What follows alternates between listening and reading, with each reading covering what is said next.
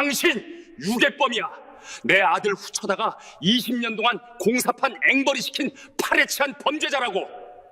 법정안 최고급 양복을 입은 남자가 삿대질을 하며 고래고래 소리를 질렀습니다. 판사님, 저 천한 막노동꾼이 제 아들의 앞길을 막았습니다. 당장 구속해 주세요. 대한민국 최고의 로펌 대표는 법정에서 눈물 연기를 하며 악을 썼습니다. 방청객들은 수군거렸고 수갑을 찬 아버지는 혹여나 아들의 앞길이 막힐까봐 죄인처럼 고개만 숙이고 있었습니다. 하지만 그 눈물은 자신의 아들이 내민 낡은 공책 한 권 앞에서 순식간에 비명으로 바뀌게 됩니다. 이 일기장이 당신을 지옥으로 보낼 증거입니다.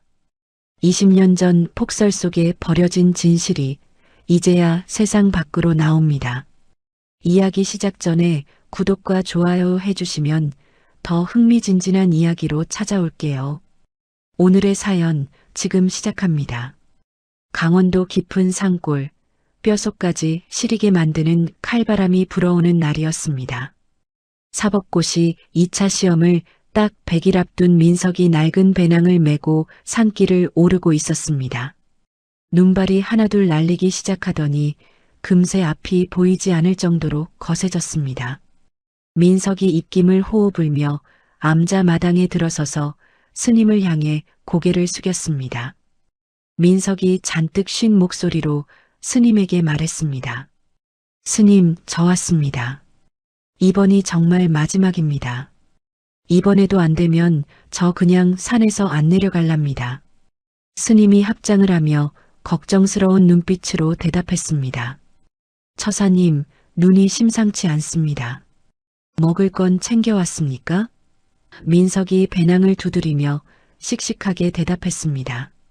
라면이랑 쌀이랑 넉넉히 챙겼습니다. 걱정 마십시오. 저 공부하다 죽을 각오로 왔습니다. 민석이 삐거덕거리는 문을 열고 한평 남짓한 쪽방으로 들어갔습니다. 방 안은 냉기가 가득해서 입김이 그대로 얼어붙을 것만 같았습니다.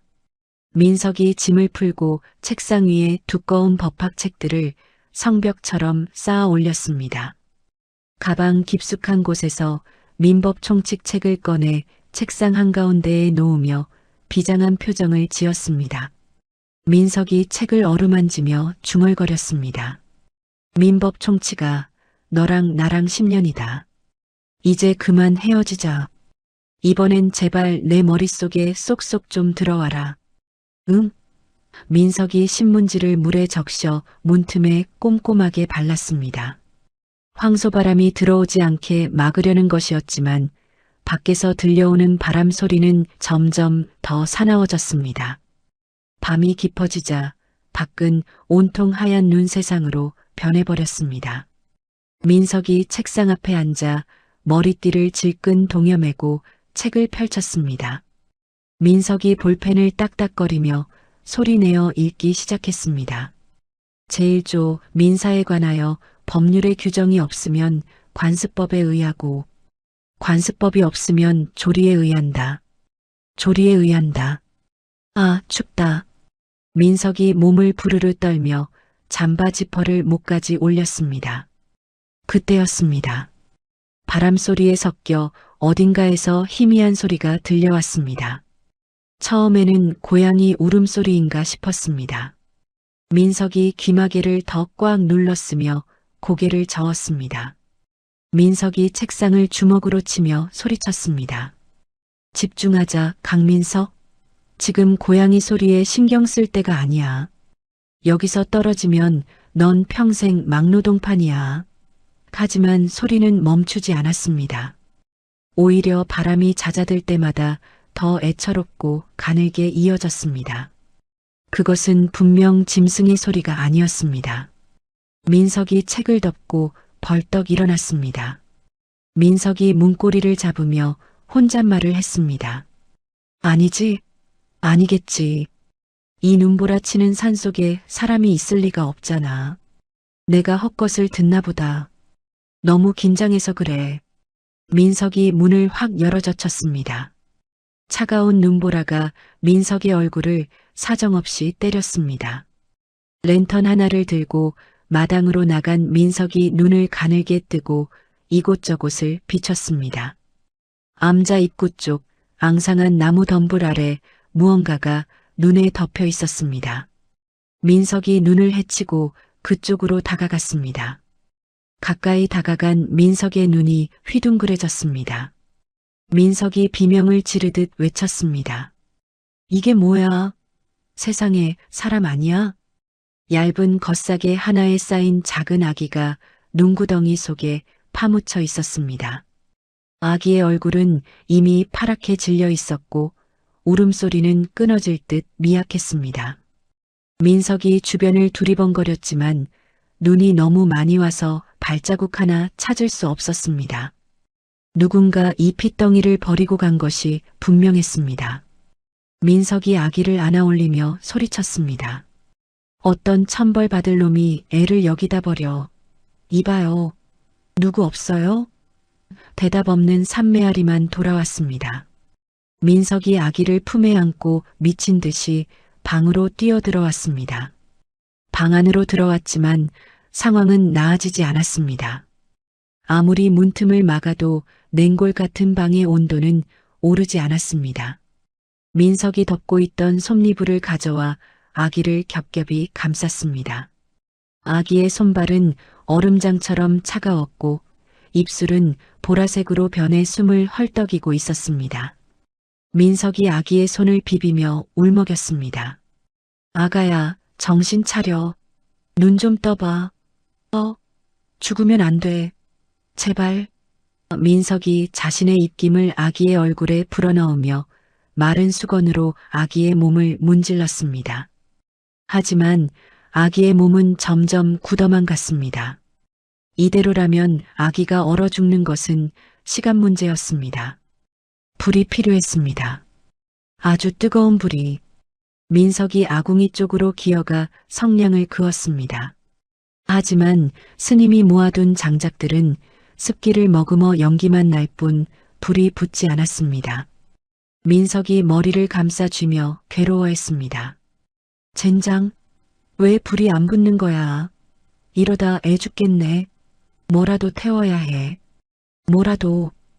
민석의 눈에 책상 위에 쌓인 법학책들이 들어왔습니다. 그리고 자신이 앉아있던 낡은 나무 책상이 보였습니다. 민석이 잠시 망설였습니다. 저 책들이 어떤 책들입니까?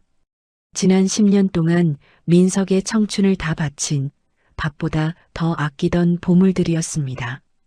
저 책상 위에서 수천 번을 쓰고 외우며 합격을 꿈꿨습니다. 하지만 아기의 가느다란 신음소리가 민석의 귓가를 때렸습니다. 민석이 이를 악물며 소리쳤습니다. 그래, 사람이 먼저 살고 봐야지. 판사고 검사고 나발이고 애가 죽게 생겼는데. 민석이 벌떡 일어나 책상을 향해 발길질을 했습니다. 우지끈 소리와 함께 낡은 책상 다리가 부러졌습니다. 민석이 미친 사람처럼 책상 상판을 밟아 부수기 시작했습니다. 나무 파편들이 방바닥에 튀었습니다. 민석이 부서진 책상 조각들을 아궁이에 던져 넣었습니다. 민석이 책상 위에 있던 민법 총칙을 집어들었습니다. 손이 부들부들 떨렸습니다. 형광펜으로 줄을 긋고 귀퉁이가 닳고 다른 책이었습니다. 민석이 눈을 질끈 감고 책을 반으로 찢었습니다. 찌익 하는 소리가 방 안에 날카롭게 울려 퍼졌습니다. 민석이 찢어진 책장을 아궁이에 밀어넣으며 울부짖었습니다. 미안하다. 진짜 미안하다. 내가 너 태워서 이 아기 살려야겠다. 잘 가라, 내 청춘. 민석이 라이터를 켜서 종이에 불을 붙였습니다. 말라비틀어진 종이는 순식간에 불이 붙었고 그 불길이 나무 책상 조각으로 옮겨 붙었습니다. 활활 타오르는 불길이 아궁이를 집어삼킬 듯 솟구쳤습니다. 방 안의 온도가 급격히 올라가기 시작했습니다. 민석이 헌법책도 형법책도 모조리 찢어 불 속으로 던졌습니다. 민석이 불길을 바라보며 허탈하게 웃었습니다. 하하, 잘 탄다. 아주 잘 타. 그래, 10년 공부가 이렇게 활활 타는구나. 따뜻하냐? 민석이 땀을 뻘뻘 흘리며 아기에게 다가갔습니다. 아기를 불기운이 닿는 따뜻한 아랫목으로 옮기고 계속해서 팔다리를 주물렀습니다. 얼마나 지났을까 아기의 창백했던 얼굴에 조금씩 붉은 기운이 돌기 시작했습니다. 굳어있던 아기의 손가락이 꼼지락거렸습니다. 민석이 숨을 죽이고 아기를 지켜보았습니다. 그래, 그렇지. 조금만 더 힘내라, 꼬맹아. 잠시 후 아기가 입을 벙긋거리더니 으앙 하고 우렁찬 울음을 터뜨렸습니다. 암자의 정막을 깨는 생명의 소리였습니다. 민석이 그제야 바닥에 주저앉아 거친 숨을 몰아쉬었습니다. 다리 힘이 풀려 일어날 수도 없었습니다. 민석이 엉엉 우는 아기를 보며 눈물을 닦았습니다. 민석이 코를 훌쩍이며 아기에게 말했습니다. 살았다. 살았어. 네가 이겼다. 내 사법고시랑 내 목숨이랑 바꿨다. 그러니까 너 훌륭한 사람 돼야 한다. 알았냐? 민석은 아기가 잠들 때까지 밤새도록 곁을 지켰습니다. 책이 다 타고 재가 되어버린 아궁이 앞에는 법전의 잔해만 수북이 쌓여 있었습니다. 다음 날 아침 눈부신 햇살이 암자를 비쳤습니다. 거짓말처럼 눈이 그치고 하늘은 맑게 개었습니다. 하지만 산길은 무릎까지 쌓인 눈 때문에 걷기조차 힘든 상황이었습니다. 민석이 짐을 다 버리고 아기만 챙겼습니다. 두꺼운 솜니부를 찢어 포대기처럼 만들고 아기를 등에 단단히 묶었습니다. 민석이 신발끈을 조여매며 비장하게 말했습니다. 자, 가자. 여기 있다간 둘 다 굶어 죽는다. 꽉 잡아라. 아저씨가 너 꼭 살려서 내려보내줄게. 민석이 지팡이를 짚고 산을 내려가기 시작했습니다. 한 발짝 내디딜 때마다 발이 눈 속으로 푹푹 빠졌습니다. 가파른 내리막길에서 민석의 발이 미끄러졌습니다. 민석의 몸이 휘청거리며 앞으로 고꾸라질 뻔했습니다. 민석이 소리쳤습니다. 안 돼. 민석이 본능적으로 몸을 비틀었습니다. 아기가 있는 등을 보호하기 위해 민석은 자신의 엉덩이와 등으로 바닥을 쓸며 미끄러져 내려갔습니다. 날카로운 돌부리와 나뭇가지가 민석의 옷을 찢고 살을 파고들었습니다. 민석이 고통에 신음했지만 등 뒤에 아기를 확인하는 것이 먼저였습니다. 민석이 거친 숨을 몰아쉬며 아기에게 물었습니다. 괜찮냐? 안 다쳤어? 허리야. 민석은 구르고 넘어지기를 수십 번 반복했습니다. 옷은 걸레처럼 찢어지고 얼굴은 긁혀 피가 맺혔습니다. 하지만 민석의 손은 아기를 감싼 끈을 절대 놓지 않았습니다. 해질녘이 되어서야 민석은 산 아래 마을 보건소에 도착했습니다. 보건소 문을 열고 들어서자 간호사가 깜짝 놀라 뛰어왔습니다. 어머나, 세상에, 이게 무슨 꼴이에요? 아기는요? 아기는 괜찮아요? 민석이 피 묻은 손으로 아기를 간호사에게 넘기며 바닥에 쓰러지듯 앉았습니다. 애부터 좀 봐주세요. 저는 괜찮습니다. 간호사가 아기를 진찰실로 데려가고 잠시 후 의사가 나와 고개를 끄덕였습니다. 천만다행입니다. 아기는 건강해요. 탈수 증세가 좀 있긴 한데 걱정할 정도는 아닙니다. 민석이 그제야 안도의 한숨을 내쉬며 의자에 머리를 기대었습니다. 대기실 TV에서는 뉴스가 흘러나오고 있었습니다.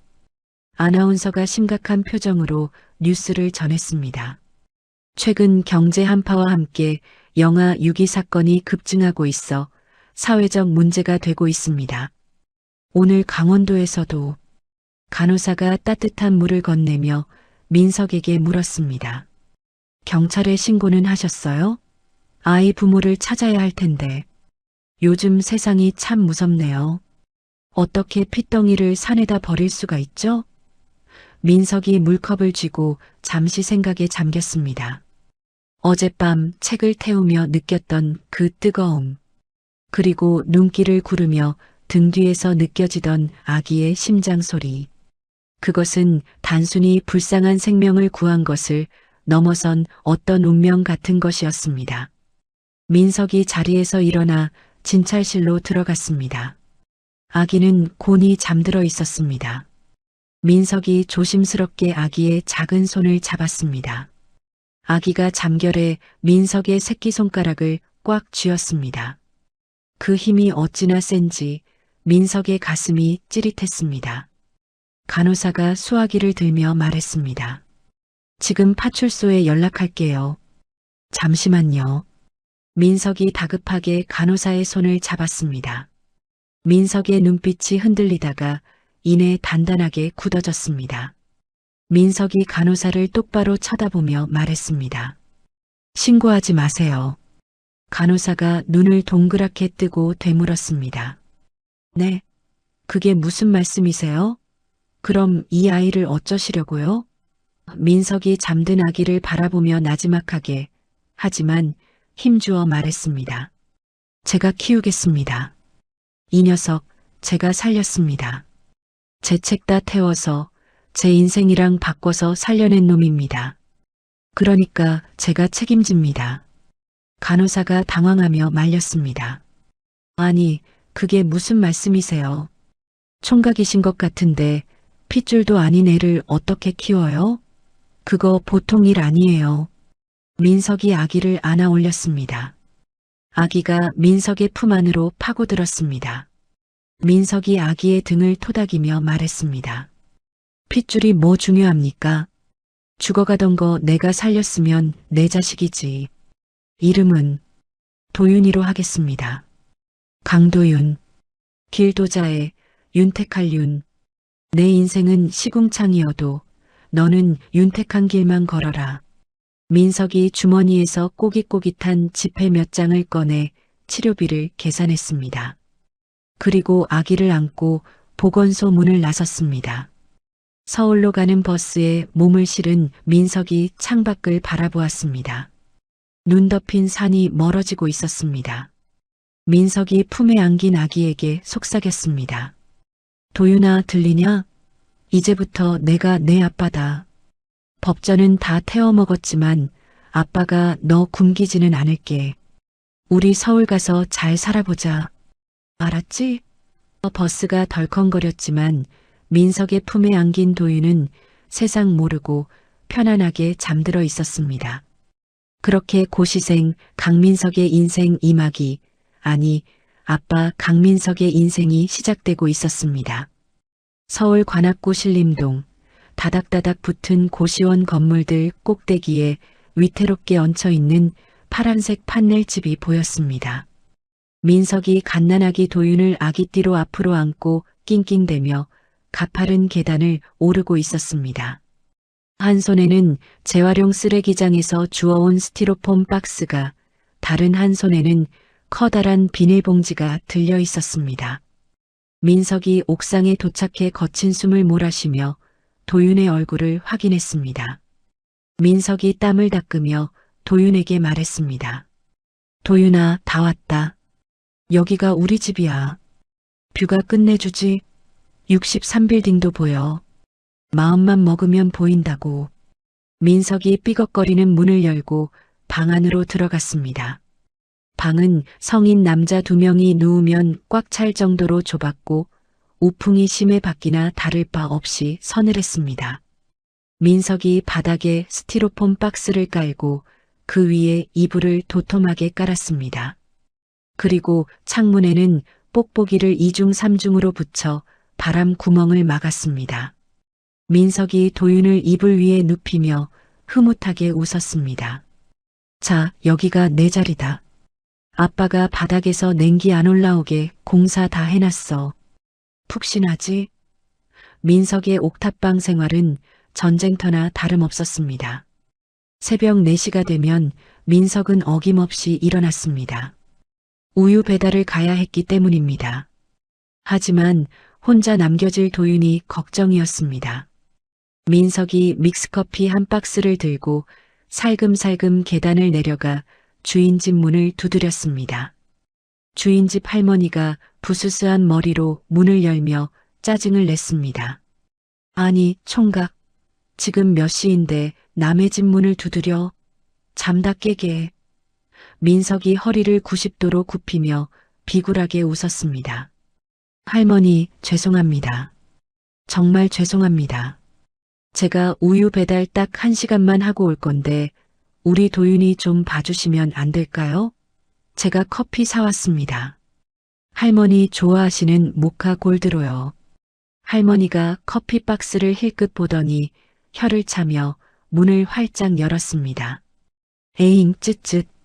그 핏덩이 놔두고 어딜 돌아다녀. 이리 줘봐. 애 감기 들라. 민석이 연신 고개를 숙이며 도윤을 할머니 품에 안겨드리고 뛰쳐나갔습니다. 민석은 신림동 골목을 미친 듯이 뛰어다니며 우유를 배달했습니다. 한 푼이라도 더 벌어야 기저귀 값이라도 될 수 있었기 때문입니다. 배달이 끝나면 민석은 곧바로 독서실 총무일을 보러 갔다가 점심때가 되어서야 옥탑방으로 돌아왔습니다. 여름이 되자 옥탑방은 찜통으로 변했습니다. 판넬 지붕이 열기를 그대로 흡수해 방 안 온도가 40도에 육박했습니다. 민석이 낡은 선풍기를 꺼내 틀었지만 더운 바람만 나올 뿐이었습니다. 민석이 선풍기 머리를 도윤 쪽으로 고정시키고 자신은 수건에 물을 적셔 머리에 둘렀습니다. 민석이 책상 앞에 서서 책을 보며 중얼거렸습니다. 아이고 덥다. 더워.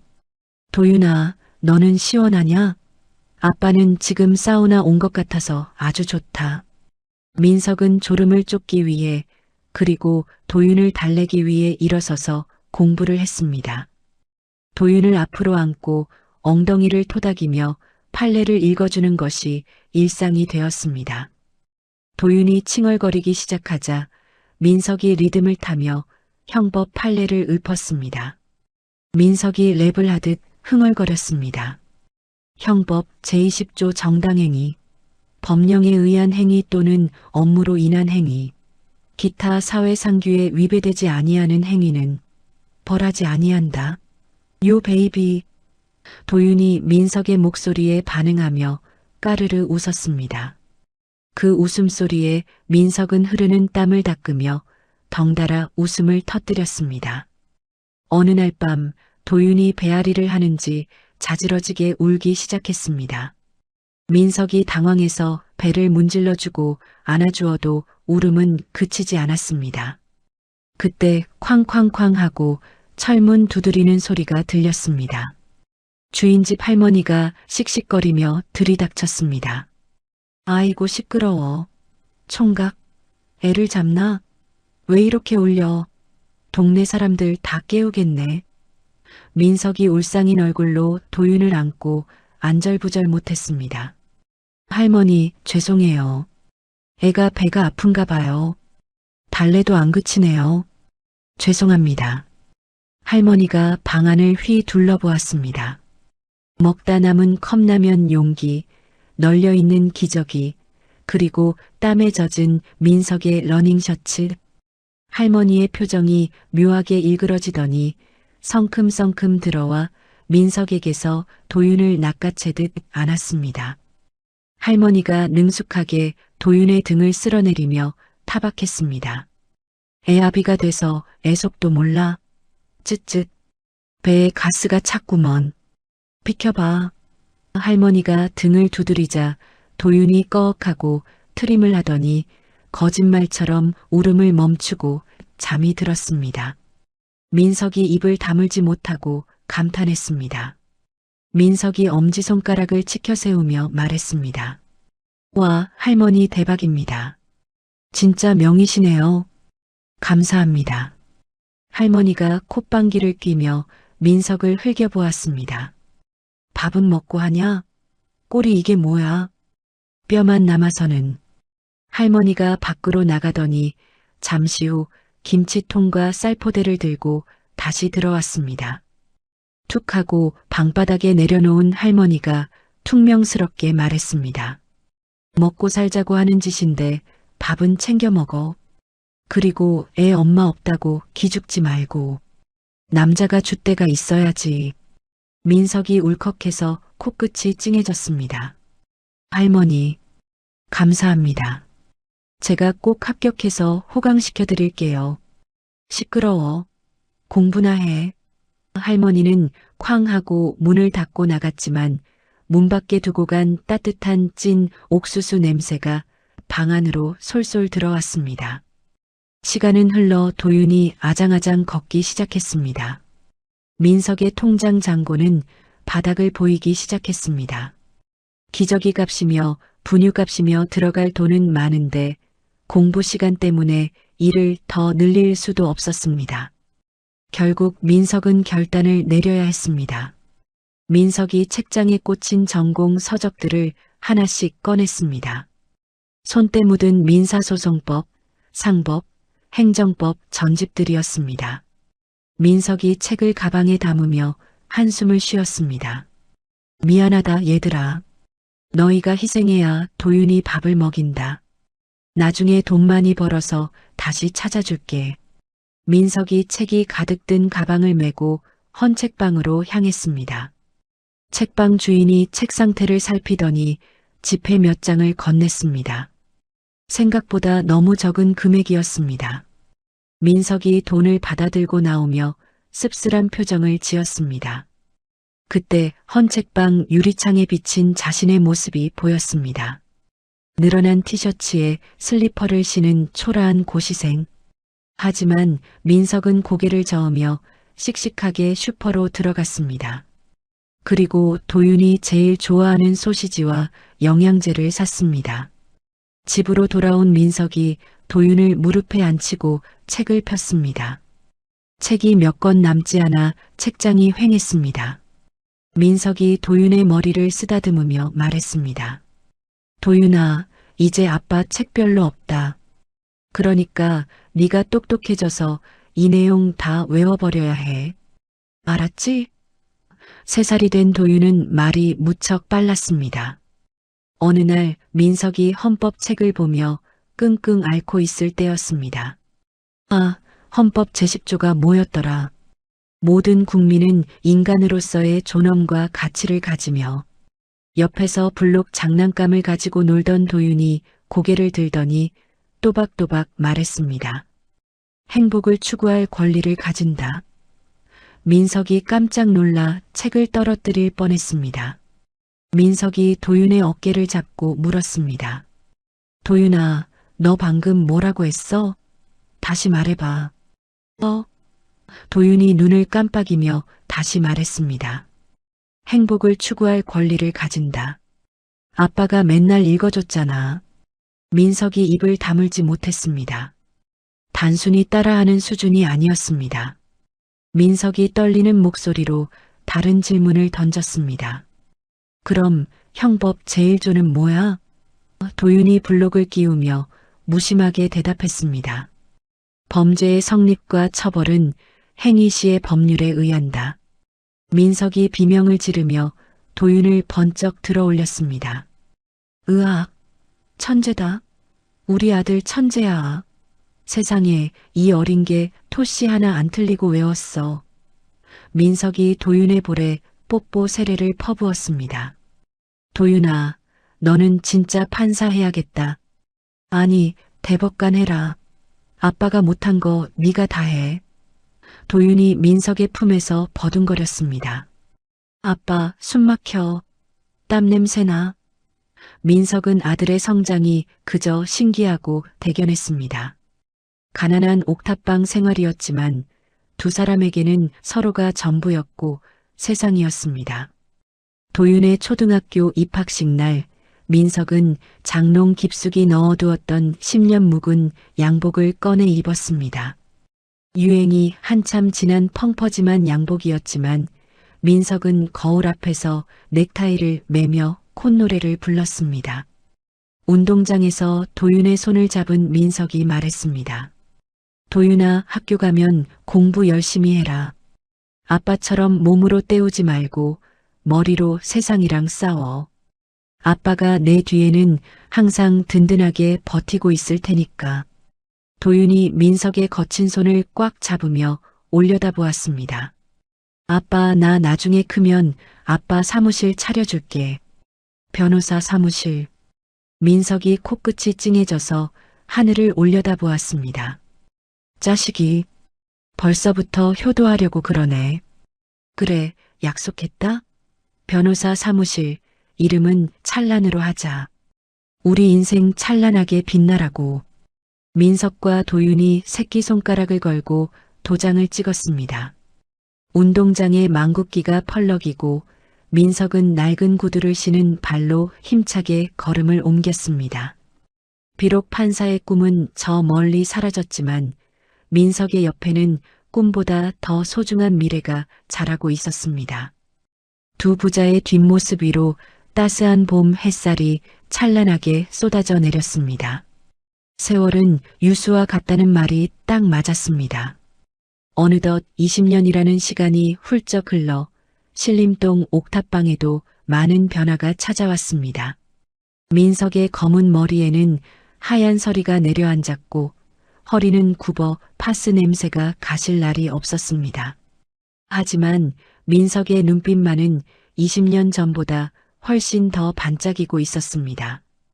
바로 아들 도윤 때문이었습니다. 서울 명문 법학전문대학원 대강당. 수백 명의 학생들이 숨을 죽인 채 단상 위를 바라보고 있었습니다. 모의 재판이 한창이었습니다. 피고인 측 변호인석에 앉은 청년이 자리에서 일어났습니다. 훤칠한 키에 날카로운 턱선, 안경 너머로 보이는 지적인 눈매. 21살의 나이에 검정고시로 명문대 조기 입학 후 졸업하고 로스쿨에 수석 입학한 괴물 천재, 바로 도윤이었습니다. 도윤이 안경을 검지로 치켜올리며 차분하게 입을 열었습니다. 검사 측 주장은 상황 증거에 불과합니다. 피고인은 당시 현장에 있을 수 없었습니다. 사건 당일 기지국 기록을 보면 도윤이 왼손으로 펜을 빙그르르 돌리더니 정확한 판례를 줄줄 읊기 시작했습니다. 교수님들조차 감탄하며 고개를 끄덕였고 방청석의 여학생들은 도윤의 얼굴에서 눈을 떼지 못했습니다. 도윤의 압도적인 승리로 재판이 끝나자 여기저기서 환호와 박수가 터져나왔습니다. 누군가가 핸드폰으로 이 장면을 찍어 유튜브에 올렸습니다. 제목은 현실판 우영우, 21살 로스쿨 천재의 소름 돋는 변론. 이 영상은 알고리즘을 타고 삽시간에 퍼져나가기 시작했습니다. 같은 시각 대한민국 최대 로펌 대명의 대표 변호사 집무실. 최영우가 고급 가죽 의자에 깊숙이 몸을 파묻고 태블릿 PC를 보고 있었습니다. 차기 대법관 후보로 거론되는 그의 미간이 좁혀졌습니다. 형우가 비서실장을 향해 짜증 섞인 목소리로 물었습니다. 요즘 애들은 참 가벼워. 법정이 장난인가? 이런 애들이 조회수 좀 나온다고 설치는 꼴이라니. 근데 이 친구 누구야? 비서실장이 공손하게 대답했습니다. 강도윤이라고 합니다. 아주 유명합니다. 중학교, 고등학교 다 검정고시로 패스하고 최연소로 로스쿨 들어간 수재입니다. 형우가 코웃음을 쳤습니다. 검정고시? 근본도 없는 놈이군.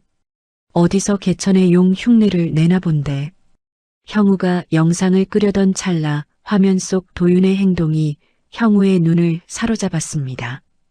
도윤이 중요한 변론을 하기 직전 안경의 가운데 테를 중지로 톡 치켜 올리고 왼손으로 펜을 시계 반대 방향으로 2번 돌리는 모습. 형우의 동공이 지진이 난 듯 흔들렸습니다. 형우가 떨리는 손으로 자신의 안경을 만졌습니다. 그것은 형우가 젊은 시절부터 가지고 있던 아무도 모르는 아주 사소하고 독특한 버릇이었습니다. 형우가 화면을 정지시키고 도윤의 얼굴을 확대했습니다. 확대된 도윤의 얼굴은 거울을 보는 듯 형우의 20대 시절과 소름 끼치게 닮아 있었습니다. 형우의 등골에 식은땀이 흘렀습니다. 형우가 혼잣말로 중얼거렸습니다. 말도 안 돼. 이 눈매, 이 버릇, 그리고 저 나이. 형우가 비서실장에게 다급하게 소리쳤습니다. 당장 이놈 뒷조사해. 부모가 누구인지, 어디서 굴러먹던 놈인지 싹 다 알아와. 아주 은밀하게. 비서실장이 당황하며 나가자 형우는 위스키 한 잔을 단숨에 들이켰습니다. 20년 전 눈보라치는 강원도 국도변에 버렸던 핏덩이의 기억이 악령처럼 되살아났기 때문입니다. 며칠 뒤 늦은 밤 옥탑방. 민석이 끙끙 앓는 소리를 내며 방으로 들어왔습니다. 하루 종일 공사장에서 시멘트 포대를 나르느라 어깨가 끊어질 듯 아팠습니다. 하지만 책상에 앉아 코피를 막아가며 공부하는 도윤의 뒷모습을 보자 민석은 아픈 티를 낼 수 없었습니다. 민석이 살금살금 부엌으로 가서 멸치 육수를 냈습니다. 변호사 시험이 코앞인 아들을 위해 해줄 수 있는 건 따뜻한 국수 한 그릇뿐이었습니다.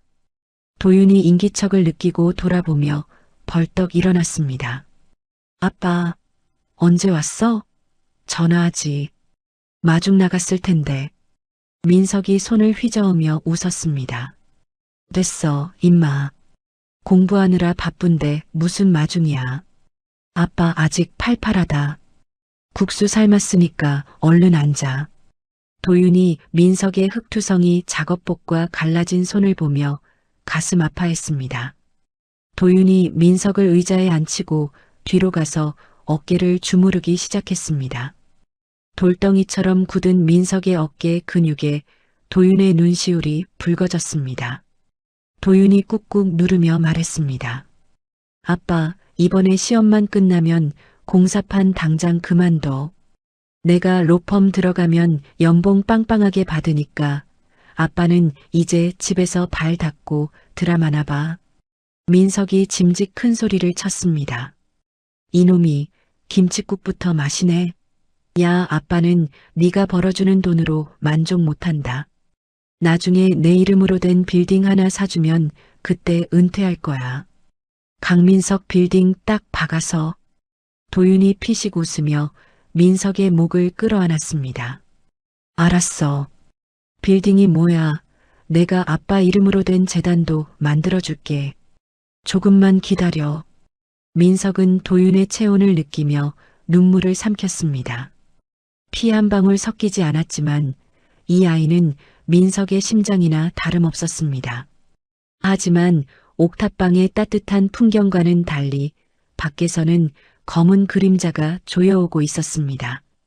다음 날 형우의 사무실. 비서실장이 두툼한 서류 봉투를 책상 위에 올렸습니다. 형우가 거칠게 봉투를 뜯어 내용을 확인했습니다. 서류에는 민석의 신상 정보와 도윤의 과거 사진들이 들어 있었습니다. 비서실장이 보고했습니다. 부친 이름은 강민석, 50세. 직업은 건설 현장 일용직입니다. 미혼이고 20년 전 강원도에서 서울로 올라와 옥탑방에 정착했습니다. 아이 출생 신고 날짜가 대표님이 강원도에 가셨던 그 시기와 정확히 일치합니다. 형우의 손이 부들부들 떨렸습니다. 사진 속 꼬질꼬질한 옥탑방에서 웃고 있는 도윤의 모습, 자신의 고귀한 핏줄이 저런 천한 공사판 막노동꽃 밑에서 컸다는 사실에 형우는 모욕감을 느꼈습니다. 형우가 서류를 집어 던지며 소리쳤습니다. 살아있었어. 그 끈질긴 것이 살아남아서 감히 내 버릇을 똑같이 하고 다녀. 강민석이라고 했나? 이 거머리 같은 놈이 남의 자식을 훔쳐? 형우의 눈빛이 탐욕으로 번들거렸습니다. 단순히 버린 자식이 살아온 게 아니었습니다. 천재적인 두뇌를 가진 자신의 앞길을 더 빛내줄 완벽한 후계자가 제 발로 나타난 것입니다. 하지만 확실한 물증이 필요했습니다. 형우가 차가운 목소리로 지시했습니다. 유전자 검사해야겠어. 내일이 변호사 시험이지? 놈이 시험장에서 쓰레기라도 버리면 무조건 가져와. 머리카락 한 올이라도 놓치지 마. 드디어 결전의 날, 변호사 시험 당일 아침. 민석은 새벽부터 일어나 도시락을 쌌습니다. 소화 잘 되라고 죽을 쓰고 도윤이 좋아하는 계란말이도 예쁘게 말았습니다. 민석의 낡은 트럭 조수석에 도윤을 태우고 시험장으로 향했습니다. 시험장 앞은 수험생을 태워다주는 고급 승용차들로 북적였습니다. 민석은 혹시라도 도윤이 낡은 트럭 때문에 기죽을까봐 멀찌감치 차를 세웠습니다. 민석이 도윤의 손을 꼭 잡으며 말했습니다. 도윤아, 긴장하지 말고 평소 실력대로만 해. 아빠가 밖에서 기도하고 있을게. 도윤이 민석의 손등에 입을 맞추며 씩씩하게 대답했습니다. 걱정 마, 아빠. 나 강민석 아들 강도윤이야. 수석 합격증 들고 나올게. 도윤이 도시락 가방을 들고 교문으로 뛰어들어갔습니다.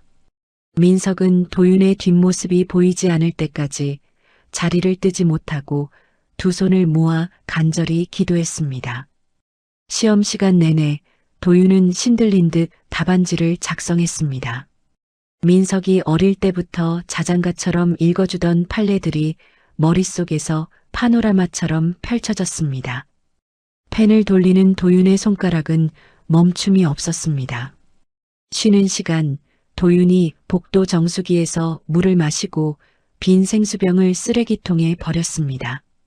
도윤이 교실로 들어가자마자 청소부 복장을 한 남자가 재빨리 쓰레기통을 뒤져 도윤의 생수병을 비닐팩에 담았습니다. 형우가 심어둔 사람이었습니다. 며칠 후 로펌 대명의 대표실, 밀봉된 서류 봉투가 형우의 책상 위에 도착했습니다.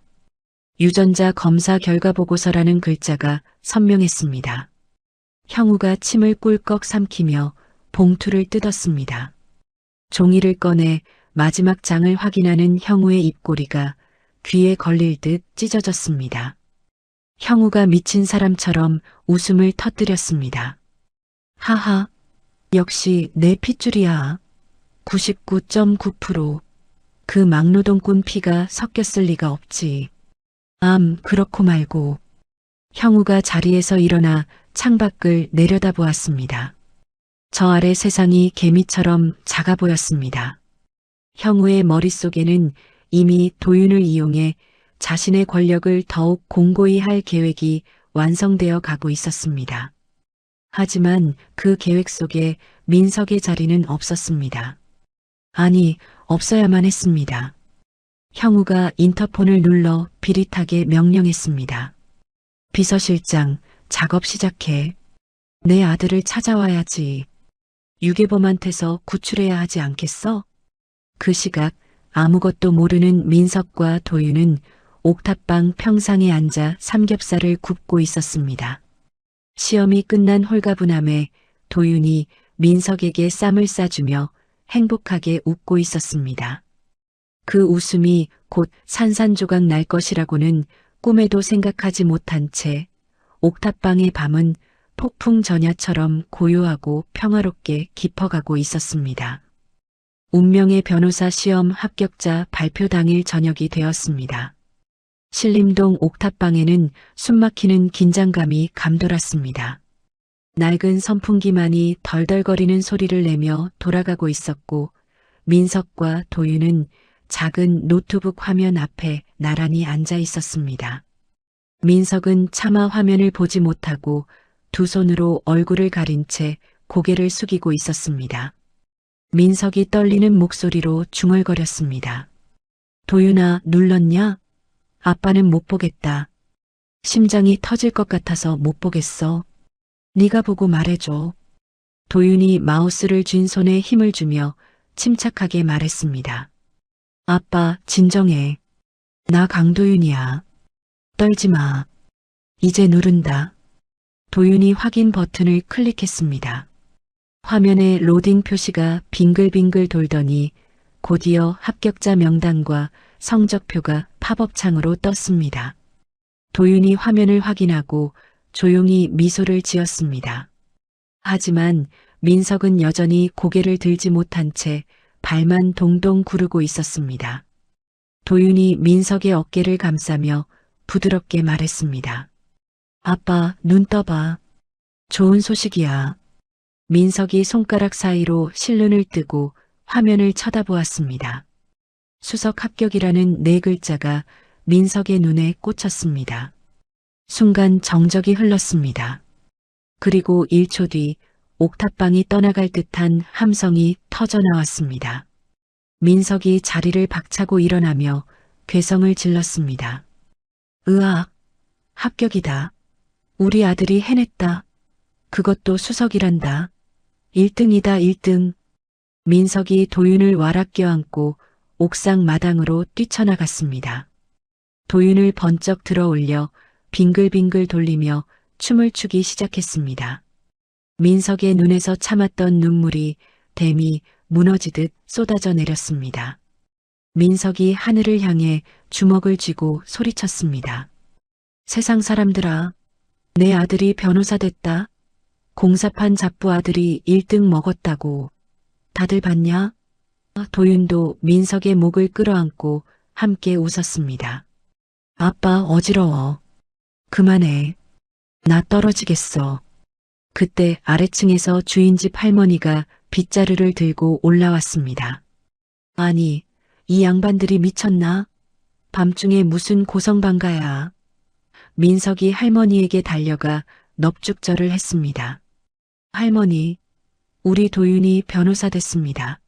수석이랍니다. 오늘 월세 밀린 거 다 갚겠습니다.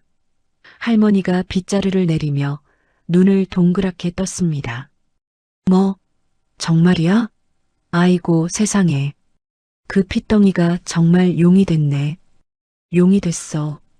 할머니의 주름진 얼굴에도 환한 웃음꽃이 피었습니다.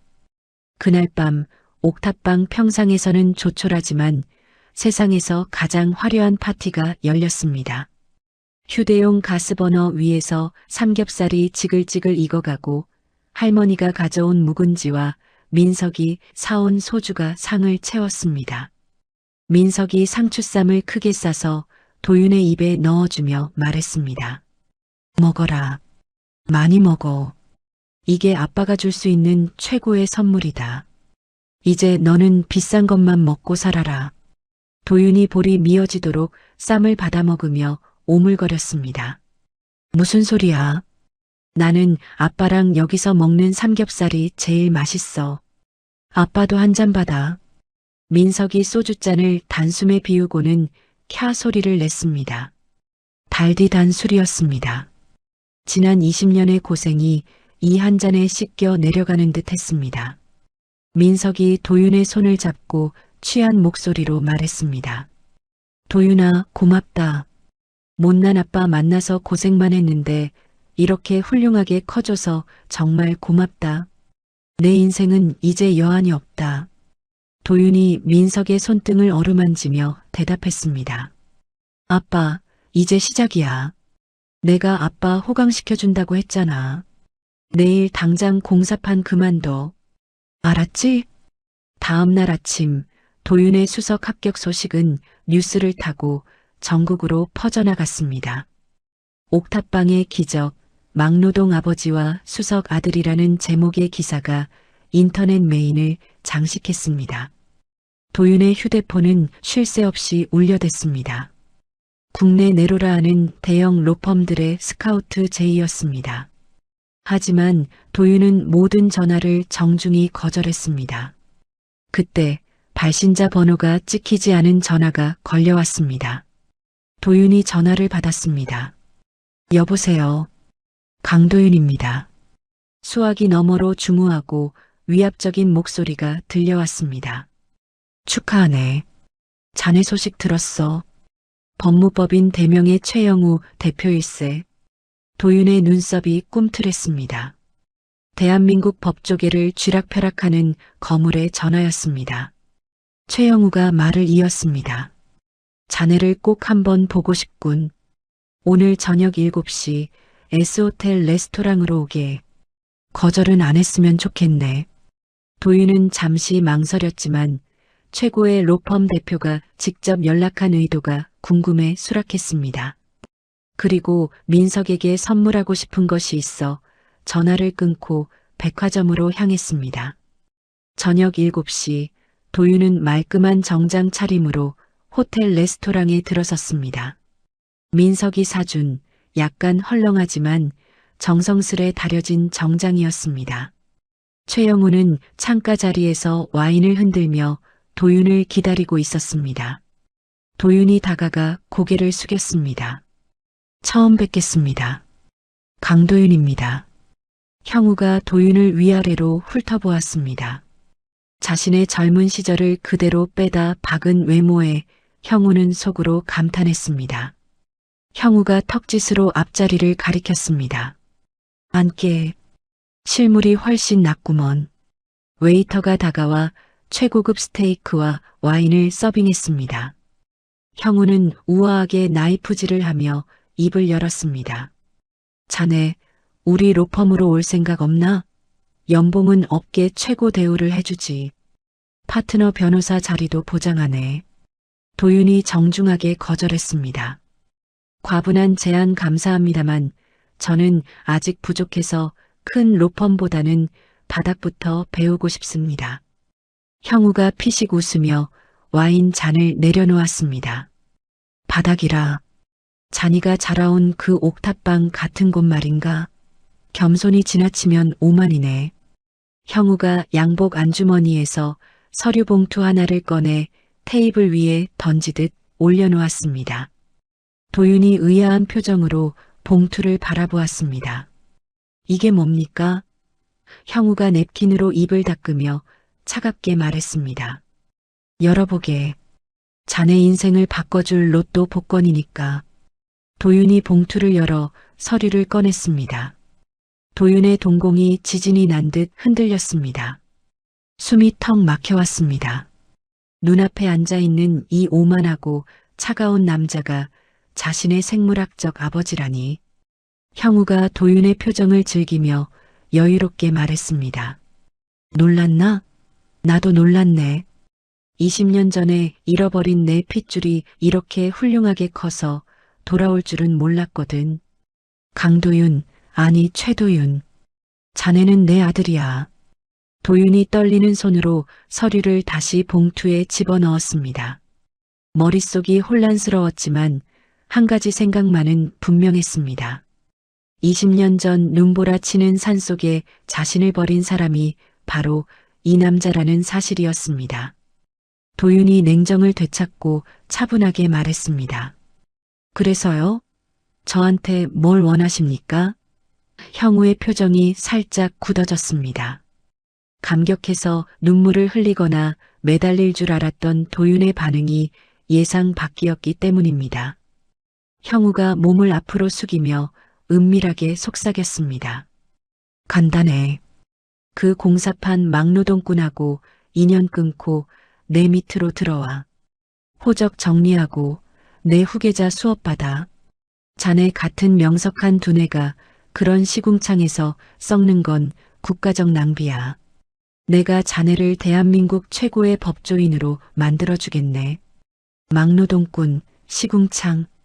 형우의 입에서 나온 단어들이 도윤의 영린을 건드렸습니다.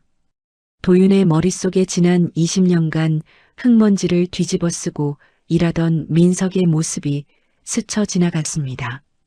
자신을 위해 법전을 태우고 헌혈을 해서 책을 사주던 아버지의 거친 손이 떠올랐습니다. 도윤이 자리에서 벌떡 일어났습니다. 의자가 뒤로 밀리며 드르륵 소리를 냈습니다. 도윤이 싸늘한 눈빛으로 형우를 내려다보며 말했습니다. 말씀 삼가시죠. 제 아버지는 강민석 씨 한 분뿐입니다. 당신이 핏줄을 나눴는지는 몰라도 제 인생을 나눈 건 그분입니다. 형우의 얼굴이 불그락 푸르락해졌습니다. 뭐라고? 지금 천하의 기회를 발로 차겠다는 거야? 그깟 유괴범 놈한테 정이라도 들었나? 도윤이 주먹을 꽉 쥐었습니다. 유괴범이라니요. 그분은 저를 살린 구원자입니다. 당신이 쓰레기처럼 버린 핏덩이를 거두어준 은인이라고요. 다시는 내 아버지 모욕하지 마십시오. 도윤이 테이블 위에 놓인 명함을 구겨서 재떨이에 던져버렸습니다. 그리고 2번 다시 연락하지 마십시오. 역겹습니다. 도윤이 뒤도 돌아보지 않고 레스토랑을 빠져나갔습니다. 형우는 모욕감에 치를 떨며 와인 잔을 바닥에 집어 던졌습니다.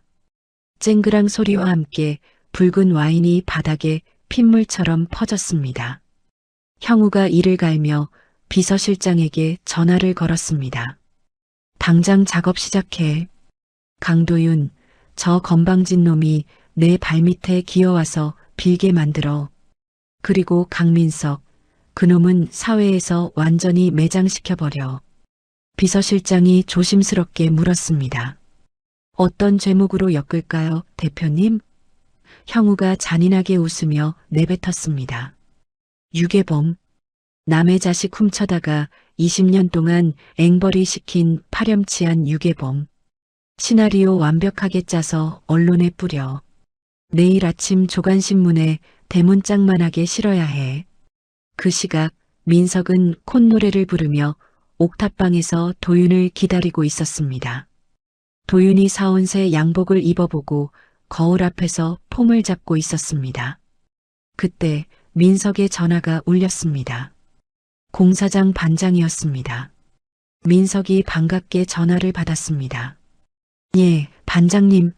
저 내일 출근합니다. 우리 아들 합격했다고 너무 쉬었네요. 하지만 수학이 넘어 반장의 목소리는 얼음장처럼 차가웠습니다. 강씨, 미안한데 내일부터 나오지 마쇼. 위에서 지시가 내려왔어. 당신 해고야. 민석이 당황해서 되물었습니다. 네, 그게 무슨 말씀이세요? 제가 뭘 잘못했다고. 반장님? 반장님. 전화는 매정하게 끊어졌습니다. 민석이 멍하니 휴대폰을 바라보았습니다. 이유를 알 수 없는 불안감이 엄습했습니다. 버스를 타고 집으로 돌아오던 도윤의 휴대폰에도 진동이 울렸습니다. 문자 메시지였습니다. 발신 번호 없는 익명의 문자. 도윤이 메시지를 확인했습니다. 당신의 아버지 강민석은 당신을 유괴한 범죄자입니다.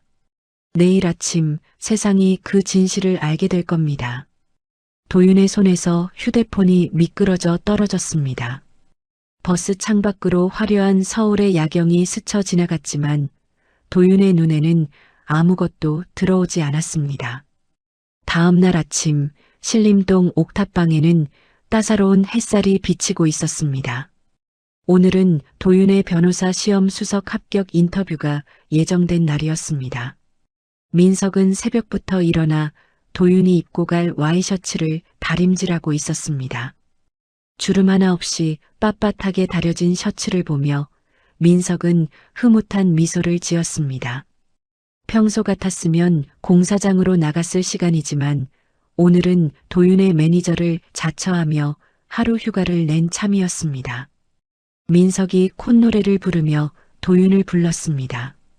도윤아, 얼른 일어나라. 오늘 인터뷰 늦으면 안 된다. 아빠가 넥타이도 골라놨다. 도윤이 부스스한 눈을 비비며 방문을 열고 나왔습니다. 아빠, 뭘 그렇게 새벽부터 설쳐? 아직 시간 많아. 그때였습니다. 평화롭던 옥탑방의 정적을 깨고 요란한 사이렌 소리가 골목을 가득 메웠습니다. 이어서 쿵쿵거리는 발소리가 계단을 타고 올라오더니 옥상 철문이 부서질 듯 열렸습니다. 검은 양복을 입은 수사관들과 제복 입은 경찰들이 좁은 옥탑방 마당으로 들이닥쳤습니다. 민석이 놀라서 다리미를 들고 뛰쳐나갔습니다. 누구세요? 무슨 일입니까? 맨 앞에 선 수사관이 민석에게 다가와 종이 한 장을 눈앞에 들이밀었습니다. 체포영장이었습니다.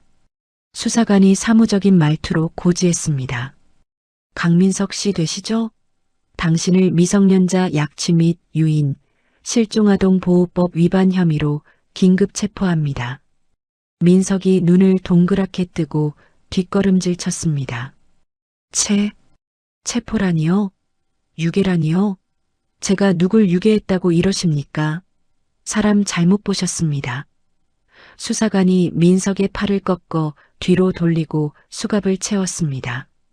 철컹하는 차가운 금속 소리가 민석의 손목을 파고들었습니다. 도윤이 맨발로 뛰쳐나와 수사관의 앞을 가로막았습니다. 도윤이 소리쳤습니다. 지금 뭐 하는 겁니까? 영장 똑바로 보여주세요. 증거는요? 무슨 근거로 이러는 겁니까? 수사관이 도윤을 밀치며 차갑게 말했습니다. 강도윤 씨, 피해자 조사는 나중에 따로 할 겁니다. 비키세요. 당신 아버지가 당신을 20년 전에 훔쳐온 유괴범이라는 신고가 들어왔습니다. 그 순간 옥상 입구에 대기하고 있던 기자들이 벌떼처럼 몰려들었습니다. 카메라 플래시가 번개처럼 터지기 시작했습니다. 강민석 씨, 아이를 유괴한 게 사실입니까? 20년 동안 친부모를 속이고 키운 이유가 뭡니까? 변호사 아들 앞길 막으려고 작정하셨습니까? 기자들의 질문이 화살처럼 쏟아졌습니다. 민석은 자신의 손목에 채워진 수갑보다 카메라 렌즈가 도윤을 향하는 것이 더 두려웠습니다. 민석이 몸을 날려 도윤의 앞을 가로막았습니다. 수갑찬 손을 들어 올려 도윤의 얼굴을 가렸습니다. 민석이 악을 쓰며 외쳤습니다. 내 아들 찍지 마. 우리 도윤이 찍지 말라고. 애가 무슨 죄가 있어. 다 비켜. 비키라고. 민석은 질질 끌려가면서도 끝까지 도윤을 보호하려 발버둥 쳤습니다. 경찰차 뒷좌석에 구겨 넣어지는 민석의 눈은 공포와 절망으로 가득 차 있었습니다. 도윤이 닫히는 차 문을 두드리며 울부짖었습니다. 아빠, 가지마. 이거 모함이야. 내가 변호할게. 걱정 마. 경찰차가 떠나고 옥탑방 마당에는 부서진 다리미와 짓밟힌 와이셔츠만이 덩그러니 남았습니다. 도윤은 주저앉아 바닥을 치며 오열했습니다. 이 모든 것이 어제 만난 최영우의 지심이 분명했습니다. 같은 시각 TV 뉴스에서는 최영우의 기자회견이 생중계되고 있었습니다. 최영우는 수척해진 얼굴로 단상에 올라 손수건으로 눈가를 훔쳤습니다.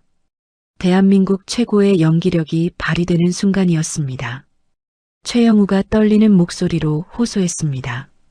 국민 여러분, 저는 죄인입니다. 20년 전 잠시 한눈을 판 사이에 제 눈에 넣어도 아프지 않을 핏덩이를 잃어버렸습니다. 그동안 죽은 줄만 알았던 제 아들이 유괴범의 손에 길러졌다는 사실을 어제야 알게 되었습니다. 카메라 플래시가 터지자 최영우가 말을 이었습니다. 그 파렴치한 유괴범은 제 아들을 공사판 막노동의 도구로 이용했습니다. 천재적인 머리를 가진 아이를 볼모로 잡고 자신의 노후를 대비하려 했던 것입니다. 저는 이제라도 아들을 되찾아 잃어버린 20년의 사랑을 보상해주고 싶습니다. 여론은 순식간에 들끓었습니다. 인터넷 댓글창은 민석에 대한 비난으로 도배되었습니다. 천재 변호사 아빠가 알고 보니 악마였네. 남의 자식 훔쳐서 키우다니 소름 돋는다. 최영우 대표님 힘내세요. 아드님 꼭 찾으시길. 진실은 거짓의 파도에 휩쓸려 흔적도 없이 사라져버렸습니다. 경찰서 유치장 안. 민석은 구석에 웅크리고 앉아 벌벌 떨고 있었습니다. 자신이 유괴범이라니 꿈에도 생각지 못한 죄명이었습니다. 그때 담당 형사가 들어와 민석을 조사실로 데려갔습니다. 형사가 서류 뭉치를 던지며 윽박질렀습니다. 아저씨, 증거가 다 나왔어.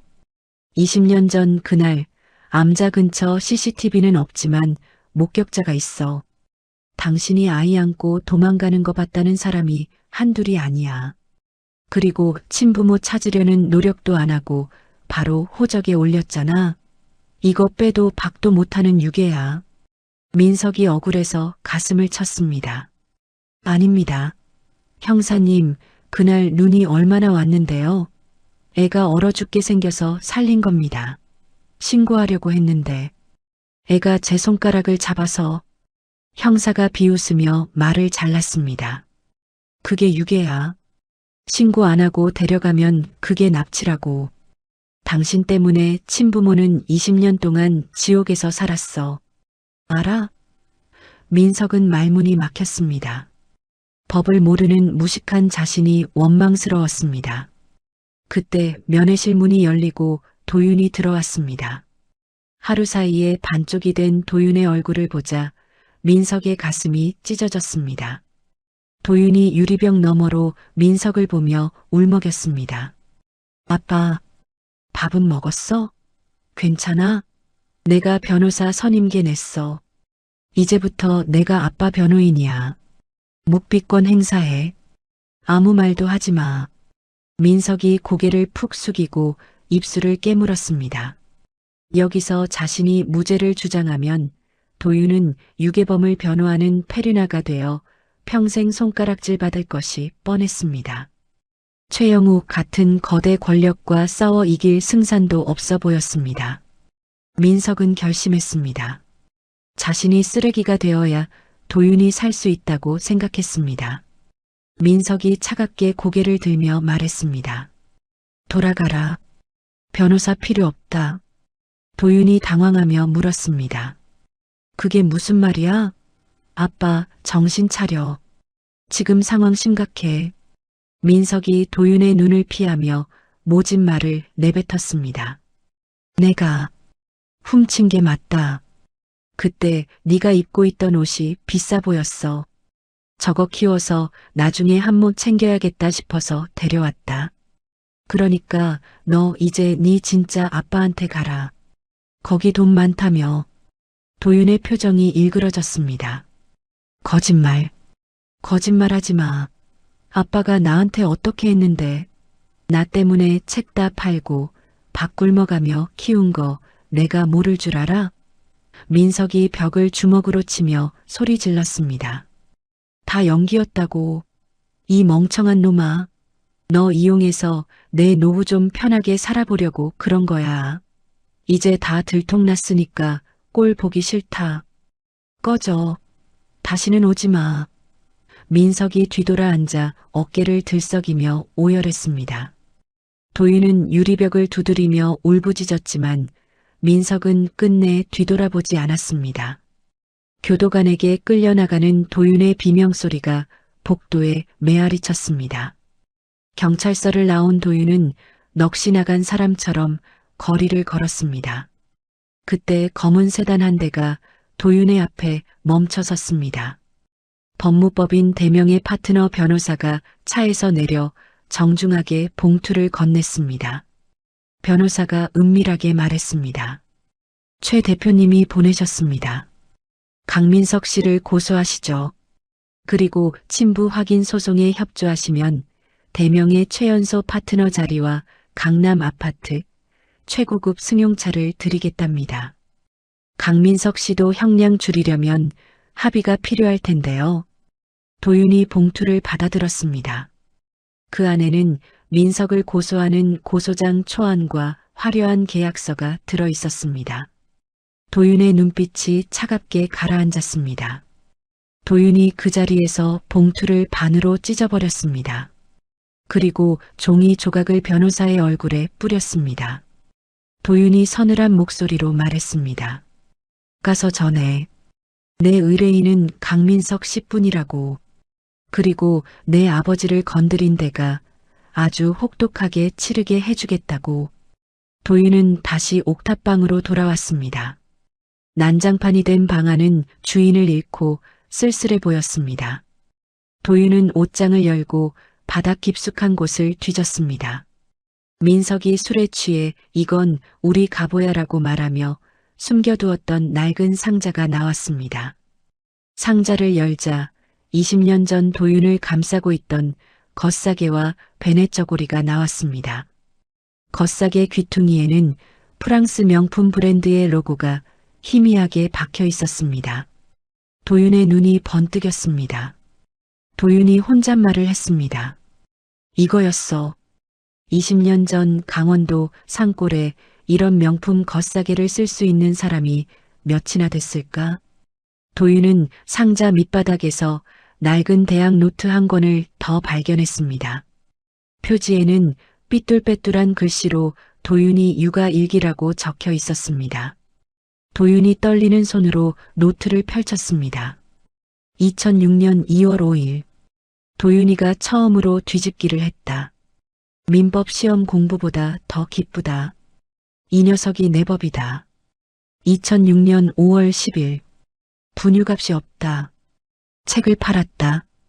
판례집이 없어서 불안하지만 도윤이가 배부르게 먹는 걸 보니 배가 안 고프다. 도윤아, 너는 내 꿈이다. 한 장 한 장 넘길 때마다 민석의 땀과 눈물 냄새가 배어나오는 듯 했습니다. 이것은 유괴범의 기록이 아니었습니다. 세상에서 가장 위대한 아버지의 사랑, 그 자체였습니다. 도윤은 노트를 가슴에 품고 바닥에 엎드려 짐승처럼 울부짖었습니다. 도윤이 눈물을 닦으며 벌떡 일어났습니다. 눈빛은 더 이상 슬픔에 젖어 있지 않았습니다. 분노와 투지로 이글거리고 있었습니다. 도윤이 책상에 앉아 노트북을 켰습니다. 최영우, 당신이 쓴 그 더러운 시나리오, 내가 법정에서 갈기갈기 찢어주겠어. 도윤은 밤을 새워가며 20년 전 기상청 날씨 데이터와 당시 도로 CCTV 기록 보관소를 검색하기 시작했습니다. 그리고 새벽녘 도윤은 짐을 챙겨 강원도로 향하는 첫 차에 몸을 실었습니다. 치매에 걸렸다는 당시 보건소 간호사를 찾기 위해서였습니다. 유리한 증거라고는 하나도 없는 다윗과 골리앗의 싸움. 하지만 도윤에게는 아버지의 낡은 노트라는 가장 강력한 무기가 있었습니다. 이제 반격의 시간이 다가오고 있었습니다. 서울중앙지방법원 제417호 법정 앞은 이른 아침부터 북새통을 이루고 있었습니다. 대한민국을 떠들썩하게 만든 천재 변호사 친부 유괴 사건의 1차 공판이 열리는 날이었기 때문입니다. 카메라 기자들이 자리를 선점하기 위해 몸싸움을 벌였고 법정 안은 방청객들로 발 디딜 틈이 없었습니다. 잠시 후 경위의 인솔하에 피고인 강민석이 법정 안으로 들어왔습니다. 푸른색 수의를 입고 포승줄에 묶인 민석은 고개를 푹 숙인 채 바닥만 응시하며 피고인석에 앉았습니다. 20년간 공사판에서 다져진 당당했던 어깨는 죄인이라는 낙인 앞에 한없이 움츠러들어 있었습니다. 곧이어 변호인석에 도윤이 들어섰습니다. 말끔한 변호사 배지를 달고 있었지만 도윤의 얼굴은 며칠 밤을 샌 듯 창백하고 수척했습니다. 도윤이 피고인석의 민석을 바라보았습니다. 민석은 아들의 눈을 마주치지 못하고 더욱 고개를 숙였습니다. 재판장이 법봉을 두드리며 개정을 선언했습니다. 지금부터 사건 번호 2026고합 1234 미성년자 약취 및 유인 등에 관한 공판을 시작합니다. 검사가 자리에서 일어나 공소사실을 낭독했습니다. 피고인 강민석은 20년 전 강원도 국도변에서 피해자 최영우의 아들인 강도윤을 유괴하여 검사의 날카로운 목소리가 법정을 쩌렁쩌렁 울렸습니다. 방청석에서는 혀를 차거나 민석을 비난하는 수군거림이 들려왔습니다.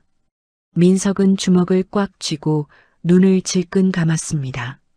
자신이 감당해야 할 형벌이라 생각하며 모든 비난을 온몸으로 받아내고 있었습니다.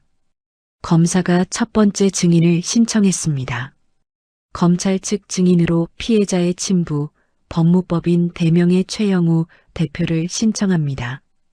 법정문이 열리고 최영우가 걸어 들어왔습니다. 말끔한 이탈리아산 맞춤 정장에 슬픈 표정을 연기하며 들어오는 그의 모습은 자식을 잃은 비운의 아버지 그 자체였습니다. 최영우가 증인석에 앉아 선서를 마쳤습니다. 검사가 부드러운 목소리로 신문을 시작했습니다. 증인, 20년 전 사건 당일의 상황을 기억하십니까? 최영우가 손수건으로 눈가를 훔치며 떨리는 목소리로 대답했습니다. 네, 생생합니다. 그날은 눈이 조금 내렸습니다. 아내가 죽고 홀로 아이를 키우느라 힘들어서 바람이나 쐬러 강원도로 갔었죠.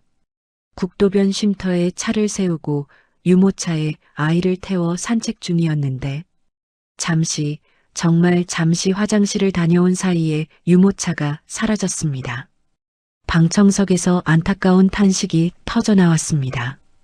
최영우가 말을 이었습니다. 미친 듯이 찾았지만 흔적도 없었습니다. 그런데 제 아들을 훔쳐간 범인이 바로 저 사람이라니. 최영우가 손가락으로 민석을 가리키며 오열했습니다. 민석의 어깨가 눈에 띄게 떨렸습니다. 검사가 의기양양한 표정으로 도윤을 바라보며 말했습니다. 이상입니다. 재판장이 도윤을 바라보았습니다. 변호인, 반대 신문하십시오. 도윤이 자리에서 천천히 일어났습니다. 법정 안의 모든 시선이 도윤에게 쏠렸습니다.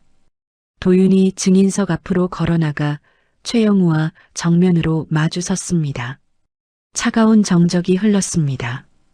도윤이 차분하지만 서늘한 목소리로 물었습니다. 증인, 방금 유모차를 끌고 산책 중이었다고 하셨죠? 최영우가 눈물을 닦으며 대답했습니다. 그렇습니다. 날씨가 좋아서 아이에게 맑은 공기를 마시게 해주고 싶었습니다.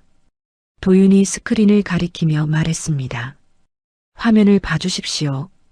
이것은 기상청에서 발급받은 2006년 2월 15일 사건 당일 강원도 평창군 일대의 기상 데이터입니다. 스크린에 대설 경보, 적설량 40cm라는 붉은 글씨가 크게 떴습니다. 방청객들이 술렁거리기 시작했습니다. 도윤이 최영우를 쏘아보며 몰아붙였습니다. 당일 해당 지역은 20년 만에 기록적인 폭설로 차량 통행조차 통제되었습니다. 성인 남자의 허리까지 눈이 쌓였는데 유모차를 끌고 산책을 했다고요? 유모차 바퀴가 스키라도 달렸습니까? 최영우의 눈동자가 흔들렸습니다.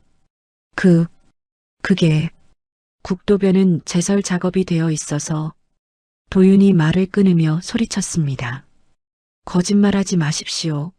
당시 도로공사 기록을 보면 제설차도 진입 못해서 고립된 상태였습니다. 그런데 유모차를 끌고 산책을 해요? 아이를 버리러 간 게 아니라면 설명이 안 됩니다. 최영우가 당황하며 얼굴을 붉혔습니다. 기억이 혼미해서 착각했을 수도 있지. 20년 전 일이야. 아무튼 아이가 사라진 건 사실이잖아. 도윤이 한 걸음 더 다가가며 압박했습니다. 좋습니다. 기억이 혼미하시다니 다른 증거를 보여드리죠. 도윤이 증거물 테이블에서 낡은 상자 하나를 꺼냈습니다. 그리고 그 안에서 빛바랜 겉사계 하나를 꺼내 들어 보였습니다. 귀퉁이에 H사 로고가 박힌 고급 겉사계였습니다. 도윤이 겉사계를 흔들며 말했습니다. 이것은 피고인이 아이를 발견했을 때 감싸져 있던 겉사계입니다. 프랑스 명품 브랜드 제품이죠. 제가 본사에 확인한 결과 2006년 당시 국내에 딱 5장 수입되었습니다. 그리고 그중 하나를 구매한 사람의 카드 내역을 확보했습니다. 도윤이 또 다른 서류를 흔들었습니다. 최영우, 당신 명의의 법인카드 영수증입니다. 이 겉사계를 산 날짜와 사건 발생 일주일 전이 일치합니다. 그리고 사건 당일 암자에서 10km 떨어진 호텔 스위트룸 결제 내역도 있습니다. 산책하러 갔다면서 호텔은 왜 잡았습니까? 최영우의 얼굴이 불그락푸르락해졌습니다. 그건 아이가 추울까봐 미리 잡아둔 거야. 그게 죄가 되나? 도윤은 대답 대신 변호인석으로 돌아가 낡은 대학 노트 한 권을 집어들었습니다. 민석이 20년간 써온 육아 일기장이었습니다. 도윤의 손이 미세하게 떨렸습니다. 도윤이 재판장을 향해 말했습니다. 존경하는 재판장님, 검찰은 피고인이 아이를 이용해 금전적 이득을 취하려 했다고 주장합니다. 하지만 여기 피고인이 20년간 기록한 진짜 증거가 있습니다. 도윤이 노트를 펼쳐 마이크 앞에 댔습니다. 도윤의 목소리가 물기를 머금고 법정에 울려 퍼지기 시작했습니다. 2006년 2월 20일 도윤이가 밤새 열이 펄펄 끓었다. 해열제를 사려는데 돈이 없다. 내가 밥을 굶고 약을 샀다. 신이 있다면 제발 나를 아프게 하고 이 작은 생명을 살려주십시오. 헌법 제10조 모든 국민은 인간으로서의 존엄과 가치를 가지며 행복을 추구할 권리를 가진다. 도윤아, 너는 내 헌법이고 내 법전이다. 방청석 곳곳에서 훌쩍이는 소리가 들리기 시작했습니다. 무표정하게 앉아있던 검사의 표정도 일그러졌습니다. 피고인석에 앉은 민석의 어깨가 들썩이더니 참았던 울음이 터져나왔습니다. 민석이 수갑찬 손으로 얼굴을 감싸고 꺽꺽거리며 울었습니다. 도윤이 눈물을 삼키며 계속 읽어내려갔습니다. 2010년 5월 8일 어버이날이라고 도윤이가 색종이로 카네이션을 접어왔다. 공사판에서 먼지 먹으며 일한 게 하나도 안 힘들다. 이 녀석이 나중에 판검사가 되면 나 같은 놈 아빠라고 부끄러워할까봐 걱정이다. 그래도 괜찮다. 너만 잘 크면 나는 평생 막노동꾼이어도 좋다. 도윤이 노트를 덮고 최영우를 노려보았습니다. 들리십니까? 이게 당신이 말한 유괴범의 기록입니다. 당신이 호텔에서 와인을 마시고 있을 때 이 사람은 찢어진 법전을 태워 아이를 살렸습니다. 당신이 아이를 버린 그 눈밭에서 이 사람은 자신의 인생을 버리고 아버지가 되기를 선택했습니다. 최영우가 자리에서 벌떡 일어나 삿대질을 했습니다. 닥쳐. 그건 다 감성팔이 쇼야. 어쨌든 남의 자식 훔쳐간 건 팩트잖아. 판사님, 저 변호인 놈 말을 듣지 마십시오. 다 조작입니다. 도윤이 비장한 표정으로 마지막 히든카드를 꺼냈습니다. 마지막 증거입니다. 20년 전 사건 현장인 암자 근처 보건소에서 근무했던 간호사의 증언 영상입니다. 법정 대형 스크린에 병실에 누운 노인의 모습이 나타났습니다. 치매기로 눈이 흐릿했지만 도윤이 보여준 겉삭의 사진을 보자 노인의 눈이 번쩍 뜨였습니다. 영상 속 간호사가 쉬어 빠진 목소리로 말했습니다. 기억나? 이 비싼 이불. 그때 스님한테 들었어. 검은색 큰 차가 와서 양복 입은 남자가 애를 덤불에 휙 던지고 갔다고. 스님이 쫓아갔는데 차가 너무 빨라서 못 잡았다고 했어. 천벌 받을 놈들이지. 영상 속 노인이 가래 끓는 소리로 욕을 뱉었습니다. 법정 안은 찬물을 끼얹은 듯 조용해졌습니다. 최영우의 얼굴이 사색이 되었습니다. 자신의 알리바이가 완벽하게 깨지는 순간이었습니다. 최영우가 이성을 잃고 발악했습니다. 저 늙은이가 노망이 났어. 치매 환자 말을 어떻게 믿어. 다 거짓말이야. 내가 누군지 알아? 나 최영우야. 차기 대법관이라고. 최영우가 증인석을 박차고 나와 도윤에게 달려들려 했습니다. 경위들이 달려와 최영우를 제지했습니다. 나 이거 안 나. 내가 내 아들 찾겠다는데 니들이 뭐야. 최영우의 추악한 민낯이 만천하에 드러났습니다. 방청객들이 야유를 퍼부었고 기자들은 이 장면을 놓칠세라 셔터를 눌러댔습니다. 재판장이 법봉을 세게 두드리며 호통쳤습니다. 증인, 법정에서 소란 피우지 마세요. 감치 명령 내리기 전에 자리에 앉으세요. 최영우가 씩씩거리며 자리에 주저앉았습니다. 그의 눈빛은 이미 패배자의 그것이었습니다. 도윤이 흐트러진 옷매무새를 다듬고 피고인석으로 다가갔습니다. 그리고 수갑찬 민석의 손을 두 손으로 꼭 잡았습니다. 민석의 거친 손이 도윤의 손 안에서 바들바들 떨리고 있었습니다. 도윤이 재판장을 향해 최후 변론을 시작했습니다. 존경하는 재판장님, 법은 혈연을 가족의 조건이라 말합니다. 하지만 정의는 책임과 사랑을 가족의 조건이라 말해야 합니다. 도윤이 민석을 바라보며 말을 이었습니다. 피 한 방울 섞이지 않았지만 이 사람은 저를 위해 자신의 꿈, 청춘, 그리고 인생을 모두 바쳤습니다.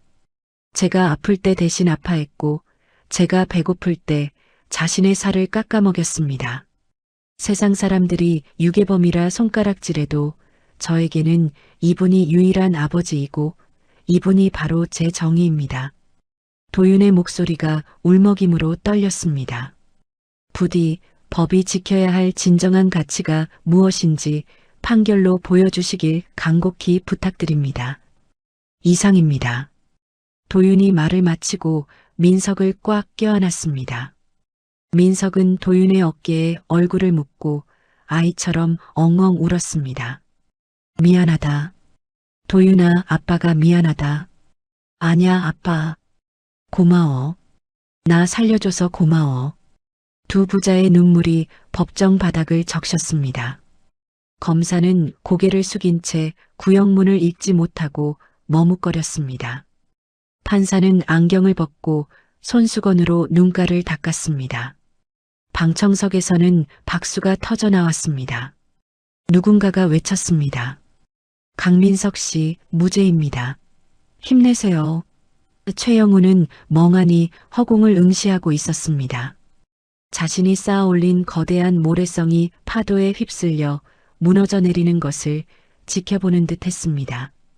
법정의 창문으로 따스한 햇살이 비스듬히 들어와 서로를 부둥켜 안은 낡은 수희의 아버지와 젊은 변호사 아들을 비췄습니다. 그 빛은 세상 그 어떤 법전보다 더 찬란하고 눈부셨습니다. 선고 공판이 열리는 날 서울의 하늘은 유난히 맑고 파랬습니다. 지난번 1차 공판 때의 긴장감과는 달리 법정 안에는 묘한 기대감이 감돌고 있었습니다.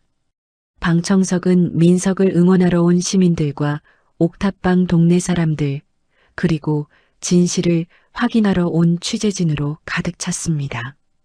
민석은 여전히 수의를 입고 있었지만 지난번처럼 고개를 숙이지는 않았습니다. 옆자리에 앉은 도윤이 민석의 떨리는 손을 꽉 잡아주고 있었기 때문입니다. 재판장이 판결문을 들고 천천히 일어났습니다. 법정 안에 침묵이 내려앉았습니다. 모두가 숨을 죽이고 재판장의 입을 주시했습니다. 재판장이 엄숙한 목소리로 판결문을 낭독했습니다. 주문. 피고인 강민석은 무죄. 짧고 명료한 한마디가 법정의 공기를 갈랐습니다. 잠시 정적이 흐르더니 곧이어 방청석에서 와 하는 함성이 터져 나왔습니다. 민석은 다리에 힘이 풀려 휘청거렸고 도윤이 얼른 민석을 부축했습니다. 재판장이 판결 이유를 설명했습니다. 피고인이 아이를 데려간 행위는 생명에 대한 급박한 위난을 피하기 위한 긴급 피난에 해당하며 이후 20년 동안 친자식 이상으로 헌신적인 양육을 해온 점이 인정됩니다. 또한 아이를 유기한 친부 최영우의 행위가 사건의 근본적인 원인임이 명백합니다. 민석이 도윤의 어깨에 얼굴을 묻고 엉엉 소리내어 울었습니다. 도윤아, 도윤아. 도윤도 민석의 등을 쓸어내리며 눈물을 흘렸습니다. 아빠, 끝났어. 이제 다 끝났어. 집에 가자. 그때 법정 뒤쪽에서 검찰 수사관들이 들이닥쳤습니다. 그들은 방청석 맨 앞줄에 앉아 불안한 표정으로 눈치를 살피던 최영우에게 다가갔습니다. 수사관이 최영우의 앞을 가로막으며 미란다 원칙을 고지했습니다. 최영우 씨, 당신을 위증, 무고, 그리고 아동복지법 위반 및 유기 혐의로 긴급 체포합니다. 최영우가 기겁하며 소리쳤습니다. 이거 안 나. 내가 누군지 알아? 나 최영우야. 감히 누구 몸에 손을 대. 찰컥. 차가운 수갑이 최영우의 양손목에 채워졌습니다. 20년 전 민석에게 씌워졌던 억울한 누명의 무게가 이제야 진짜 주인을 찾아간 것입니다. 최영우는 발버둥 쳤지만 건장한 수사관들에게 양팔이 잡혀 질질 끌려나갔습니다. 기자들의 플래시 세례가 터지고 최영우는 옷으로 얼굴을 가리기에 급급했습니다. 민석은 그 모습을 물끄러미 바라보다가 조용히 고개를 돌려 도윤을 보았습니다. 악연의 고리가 끊어지는 순간이었습니다. 몇 시간 뒤 민석이 구치소 정문을 걸어 나왔습니다. 따가운 햇살에 민석이 눈을 찌푸리며 손으로 가림막을 만들었습니다. 저만치 앞에 도윤이 하얀 두부 한 모를 들고 환하게 웃으며 서 있었습니다. 민석이 그 모습을 보자마자 참았던 웃음을 터뜨렸습니다. 민석이 두부를 한 입 크게 베어 물며 말했습니다. 아이고, 고소하다. 역시 두부는 시장 두부가 최고야. 도윤아, 아빠 이제 2번 다시 콩밥은 안 먹을란다. 도윤이 민석의 팔짱을 끼며 장난스럽게 말했습니다. 당연하지. 또 거기 가면 내가 변호 안 해줄 거야. 수임료 비싸게 받을 거야. 민석이 도윤의 머리를 쥐어박는 신용을 하며 껄껄 웃었습니다. 두 사람은 서로의 온기를 느끼며 나란히 옥탑방으로 향했습니다. 돌아가는 버스 안에서 민석은 창밖 풍경을 하나하나 눈에 담았습니다. 평범한 거리, 지나가는 사람들, 시끄러운 경적 소리조차도 민석에게는 감동으로 다가왔습니다. 옥탑방 건물 입구에 들어서자 맛있는 냄새가 진동을 했습니다. 주인집 할머니가 대문 앞을 서성이다가 민석을 보고는 버선발로 뛰어내려왔습니다. 아이고, 강 총각, 아니 강 사무장. 할머니가 민석의 등짝을 팡팡 때리며 눈물을 글썽였습니다. 내 그럴 줄 알았어. 자니가 어떤 사람인데 유괴는 무슨 얼어 죽을. 고생했어. 정말 고생했어. 옥상 평상에는 동네 사람들이 십시일반으로 모은 음식이 한가득 차려져 있었습니다. 돼지머리 편육부터 잡채, 그리고 민석이 제일 좋아하는 잔치국수가 김을 모락모락 피우고 있었습니다. 민석이 국수 그릇을 들고 국물을 들이켰습니다. 뜨끈한 멸치 육수가 목을 타고 넘어가자 뱃속 깊은 곳까지 훈훈해지는 기분이었습니다. 민석이 국수를 후루룩 넘기며 외쳤습니다. 캬, 살 것 같다. 할머니 국수 솜씨는 청와대 주방장도 울고 가겠네. 할머니가 파김치를 찢어 민석의 숟가락 위에 올려주며 타박했습니다. 마른 청산 유수야. 많이 먹어. 살이 쏙 빠졌네. 쯧쯧. 잔치는 밤늦게까지 이어졌습니다. 도윤은 동네 어르신들에게 술을 따르며 감사 인사를 전했고 민석은 동네방네 아들 자랑을 하느라 입에 침이 마를 새가 없었습니다. 그날 밤 민석과 도윤은 좁은 방에 나란히 누워 천장을 바라보았습니다. 오랜만에 듣는 서로의 숨소리가 자장가처럼 편안했습니다. 며칠 뒤 도윤은 대형 로펌들의 파격적인 스카우트 제의를 모두 거절했습니다. 연봉 수억 원, 최고급 승용차, 오피스텔 제공 등의 조건들이 담긴 계약서들이 쓰레기통으로 들어갔습니다.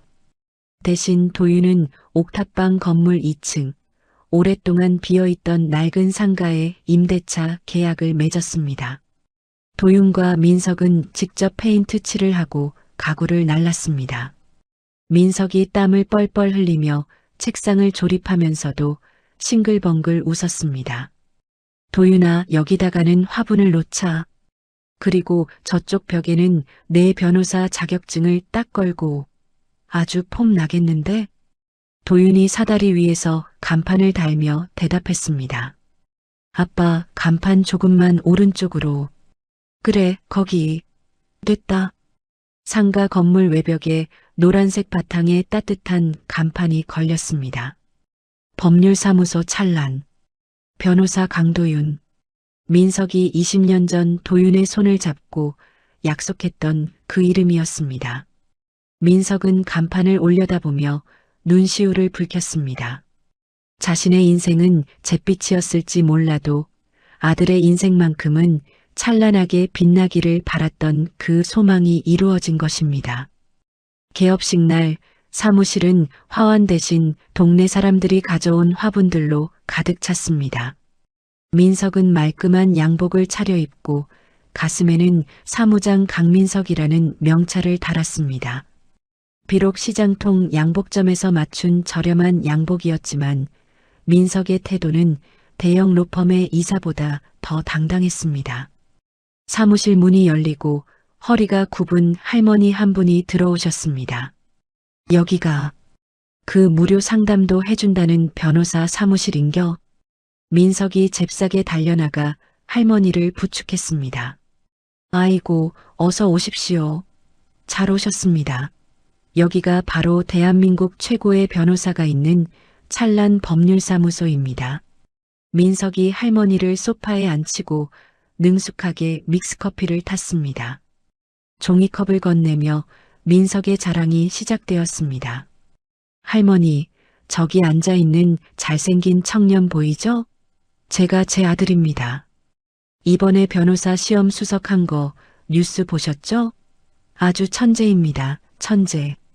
억울한 거 있으면 다 말씀하세요. 우리 도윤이가 다 해결해 드립니다. 도윤은 상담 일지를 작성하다가 그런 민석을 보고 피식 웃었습니다. 민석이 행복해하는 모습을 보는 것이 도윤에게는 가장 큰 수입료였습니다. 사무실은 돈 없는 서민들, 법을 몰라 억울한 일을 당한 동네 사람들로 문전성시를 이루었습니다. 도윤은 꼼꼼하게 변론을 준비했고 민석은 의뢰인들의 하소연을 들어주며 마음을 어루만져 주었습니다. 찰나는 법률사무소이자 동네 사랑방이 되었습니다. 어느 날 저녁 업무를 마치고 정산을 하던 도윤이 민석에게 봉투 하나를 건넸습니다. 아빠, 이거 받아. 첫 월급 선물이야. 민석이 손사래를 쳤습니다. 에이, 무슨 선물이냐? 너 빚 갚기도 바쁜데. 돈 아껴 써. 도윤이 억지로 민석의 손에 봉투를 쥐어주며 재촉했습니다. 열어봐. 돈 아니야. 민석이 의아해하며 봉투를 열어보았습니다. 봉투 안에는 영수증 한 장과 창고 열쇠가 들어있었습니다. 민석이 영수증을 확인하고는 눈이 휘둥그레졌습니다. 민법 총칙, 형법, 헌법, 상법, 법학 서적 전집 구매 완료. 도윤이 민석의 손을 잡고 사무실 한 구석에 있는 작은 창고 문을 열었습니다. 텅 비어있던 책장에 새 책 냄새가 나는 법학 서적들이 빼곡하게 꽂혀 있었습니다. 20년 전 도윤의 분유값을 마련하기 위해 민석이 팔아야 했던 그 책들이었습니다. 아니, 그때보다 훨씬 더 좋은 개정판 새 책들이었습니다. 민석이 떨리는 손으로 책등을 어루만졌습니다. 가슴 깊은 곳에서 뜨거운 것이 울컥 치솟았습니다. 민석이 말을 잇지 못하고 입술을 깨물었습니다. 도윤이 뒤에서 민석을 안으며 속삭였습니다. 아빠, 공부 다시 해보고 싶다고 했잖아. 이제 돈 걱정하지 말고 마음껏 읽어. 내가 아빠 과외 선생님 해줄게. 민석이 책에 얼굴을 묻고 소리 없이 울었습니다. 책에서 나는 종이 냄새가 20년 전 옥탑방의 추억을, 그리고 자신이 포기했던 꿈을 다시 불러일으켰습니다. 민석이 눈물을 닦으며 웃었습니다. 이놈이 사람 울리는 재주가 있네. 그래, 한번 해보자. 내가 왕년에는 신림동 법전 귀신이었다. 너한테 질 수 없지. 계절이 바뀌어 첫눈이 내리는 겨울밤이 되었습니다. 민석과 도윤은 옥탑방 평상에 앉아 두꺼운 이불을 뒤집어 쓰고 군고구마를 까먹고 있었습니다. 하늘에서는 한방눈이 펑펑 쏟아져 내렸습니다. 20년 전 민석이 도윤을 처음 만났던 그날처럼 많은 눈이었습니다. 하지만 지금은 춥지 않았습니다. 서로의 체온이 있었고 따뜻한 고구마가 있었고 무엇보다 흔들리지 않는 사랑이 있었기 때문입니다. 민석이 김이 모락모락 나는 고구마를 반으로 갈라 도윤에게 건넸습니다. 뜨거우니까 호호 불어서 먹어라. 옛날 생각나네. 그때는 고구마 살 돈도 없어서 감자만 삶아 먹었는데. 도윤이 고구마를 받아 먹으며 하늘을 올려다보았습니다. 아빠, 기억나? 내가 5살 때 별똥별 보면서 뭐라고 소원 빌었는지. 민석이 고개를 갸웃거렸습니다.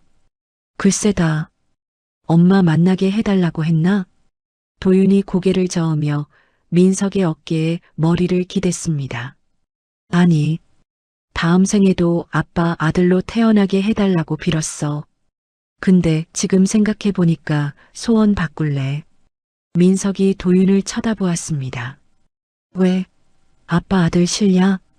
도윤이 민석의 손을 잡고 깍지를 끼며 말했습니다. 아니, 다음 생에는 내가 아빠 할래. 그래서 내가 아빠 업어 키우고 공부도 시켜주고 맛있는 것도 사주고 아빠가 나한테 해준 거 내가 다 해줄 거야. 민석의 눈가가 촉촉해졌습니다. 민석이 도윤의 어깨를 감싸 안으며 짐짓퉁명스럽게 말했습니다. 쓸데없는 소리. 나는 다음 생에도 내 아빠 할 거다. 너 같은 효자 아들 놔두고 내가 누굴 키우냐. 대신 그때는 내가 대법관 만들어줄게. 알았지? 그래, 좋아. 약속해. 두 사람은 새끼손가락을 걸고 서로를 마주보며 환하게 웃었습니다. 밤하늘에서 내리는 눈송이가 옥탑방의 창문을 따뜻하게 덮어주었습니다. TV 뉴스에서는 최영우가 징역 10년을 선고받았다는 속보가 흘러나왔지만 민석은 무심하게 리모컨을 들어 예능 프로그램으로 채널을 돌렸습니다. 이제 그들에게 과거의 상처는 아무런 힘을 쓰지 못했습니다.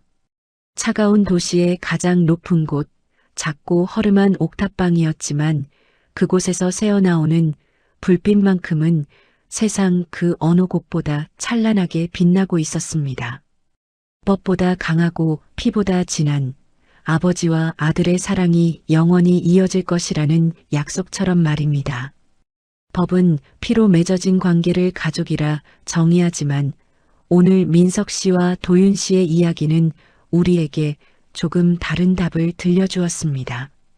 차가운 눈보라 속에서 자신의 꿈인 법전을 태워 작은 생명을 살린 그날의 온기.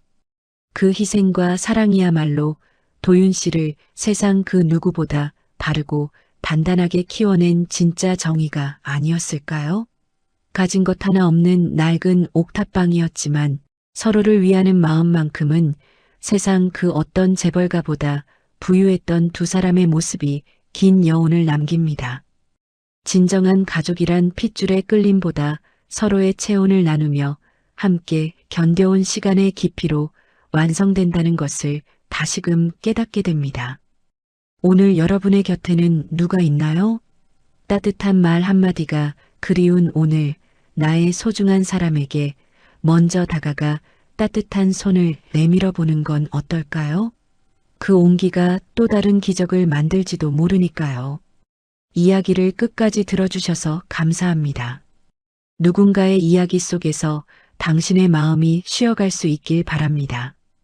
구독과 좋아요로 이 따뜻한 여정을 찬란 사연과 함께 해주세요. 다음 이야기에서 또 만나요.